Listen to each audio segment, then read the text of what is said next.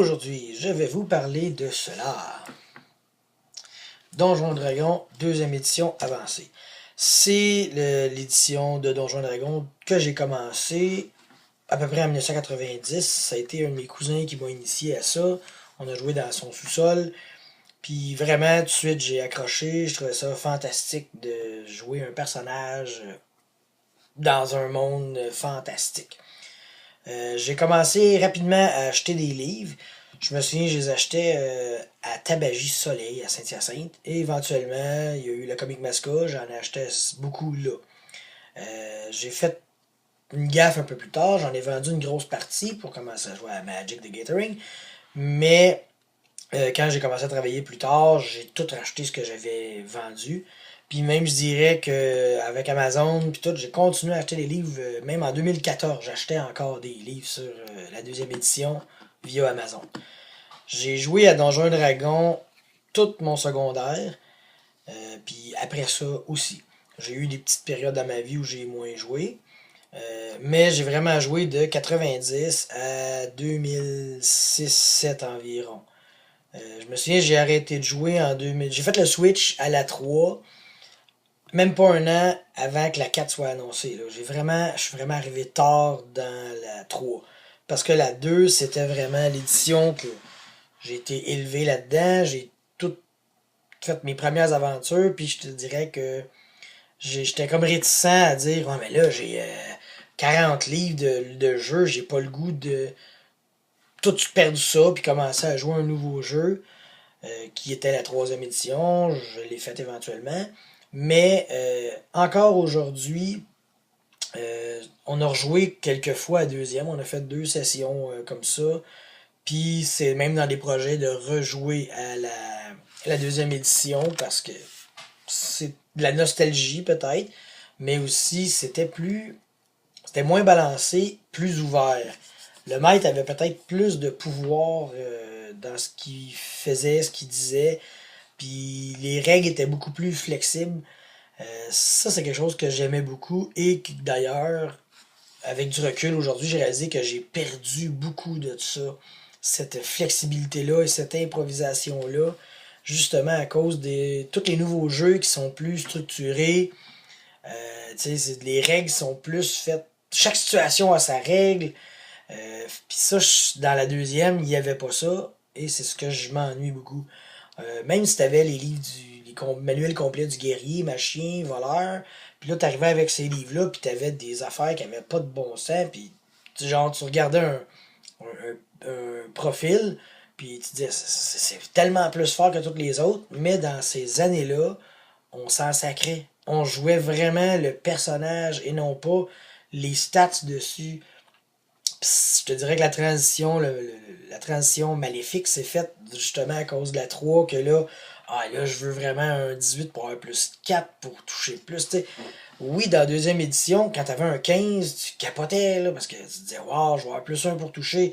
Un 18, c'était pas quelque chose comme.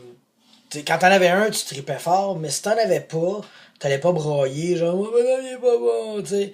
C'était vraiment ça, la deuxième édition. Les chiffres passaient en deuxième complètement, là. Puis c'est quelque chose que, justement, qui est disparu.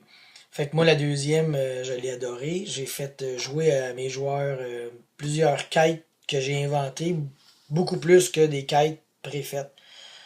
Préfaites, je pense, j'en ai fait une, c'était Contact Mortel. Les joueurs arrivaient dans Ravenloft, puis il fallait qu'elle vaincre une momie là, qui retenait là. Mais Ravenloft, d'ailleurs, a été mon monde préféré. Puis il y avait du supplément, il y avait la boîte de Ravenloft, chose qu'il n'y avait plus après. T'sais. Fait que même aujourd'hui, tu peux te fier à cette boîte-là, tu la rouvres, tu regardes ce qu'il y a dedans, puis toutes les infos sont le fun à regarder, puis tu dis, ah ben ça, je peux toutes les réutiliser parce que c'était beaucoup du lore et non des règles, les livres. Je me suis surpris dernièrement à lire le manuel Bestiaire monstrueux d'un bout à l'autre. Là. J'ai lu les écologies, puis les techniques de combat, puis c'était ça, c'était de l'information qu'il donnait au maître, puis il disait joue avec ça, puis c'était lui qui bâtissait ses histoires. Ouais, c'est vraiment quelque chose que j'adorais de cette édition-là. Fait que c'est sûr qu'aujourd'hui, peut-être ça se présente moins bien à un nouveau joueur de dire tiens, on va jouer à la deuxième, mais je sais pas, ce qui serait le mieux entre la deuxième, la troisième, la quatrième ou la cinquième. Tout dépendant, je pense, du maître, parce que je pense que le maître, elle avait peut-être plus à faire que les joueurs, tu sais. Faire fitter ses encounters, pis tout ça, c'était pas. C'était moins clairement défini que justement dans la troisième, que c'était des challenge ratings. Puis dans la quatrième aussi, c'était genre.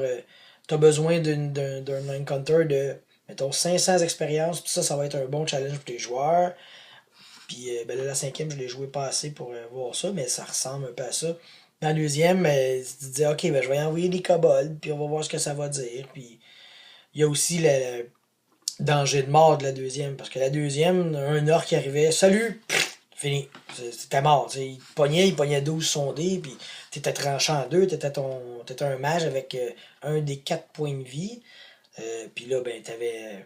Si t'étais fin, ben, si ton maître était fin, il te donnait 4 points de vie maximum tout de suite en partant. Puis là, t'avais pas de bonus de con parce que t'avais tout mis dans ton intel. T'sais. Fait que c'était très dangereux de mourir. Même j'ai entendu dire que Gygax, lui, disait de pas nommer ton personnage avant le niveau 3 parce qu'il y avait probablement des chances de pas se rendre au niveau 3.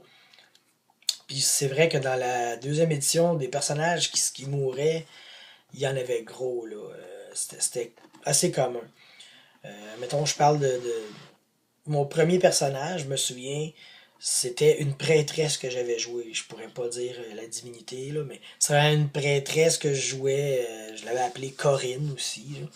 C'était en 90, là, on revient loin, mais elle a joué beaucoup d'aventures.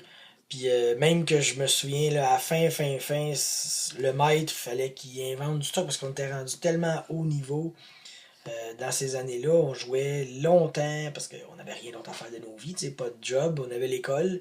Mais quand l'école finissait l'été, ben on se rassemblait dans mon trailer tent qui était parké dans ma cour quand on n'était pas au camping, puis on jouait dedans, là. Puis on jouait des fois On arrivait chez nous à 1h l'après-midi, on jouait jusqu'à ce que le soleil se couche. Après ça, le monde s'en allait chez eux, puis quand ils se relevaient, ben, on se rappelait, hey, on jouait à telle heure, 1h, blablabla. Le monde, il revenait, puis on jouait des 8 heures, des 10 heures, tout le temps. C'était ces années-là. Ça a été des années, on a joué intense, on a eu du fun, on a imaginé plein de choses, on a joué des personnages, on a fait des quêtes qu'on était les méchants, vraiment, ça a été probablement mes plus belles années. Pas qu'aujourd'hui sont pas belles, mais je sais que je pourrais jamais battre ces années-là de jeux intenses et sans limite. Fait que c'était mon expérience que je partageais sur la deuxième édition. Si vous l'avez jamais essayé, ben puis qu'il y a un maître qui aurait le goût de vous faire une quête, là, essayez-la, c'est des beaux trésors.